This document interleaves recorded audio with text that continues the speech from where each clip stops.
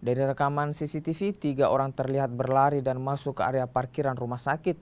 Tak lama berselang, seorang datang mengejar dengan membawa senjata tajam. Pemuda tersebut lalu mengamuk sebelum akhirnya dilerai sejumlah warga dan membawanya keluar dari area parkir rumah sakit.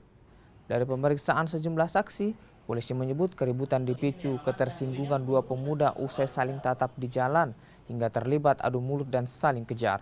Polsek Mamajang hingga kini belum menerima adanya laporan dari pihak yang merasa dirugikan dari peristiwa itu.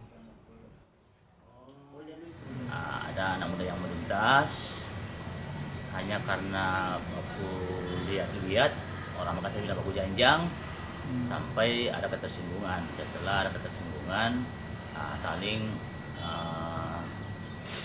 saling beradu komentar. Akhirnya bawa kejar sampai di Labuan Baji.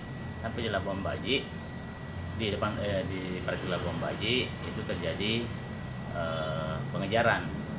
Sampai dengan jam ini dari pihak rumah sakit maupun dari pihak yang dikejar belum ada laporan sampai ke Polsek Mamajang. Untuk pihak yang mengejar sendiri kabur atau seperti apa ini, Pak? Sementara ini masih kabur, kita belum tahu siapa identitasnya. Namun ciri-ciri sudah ada, karena ada rekaman CCTV yang beredar yang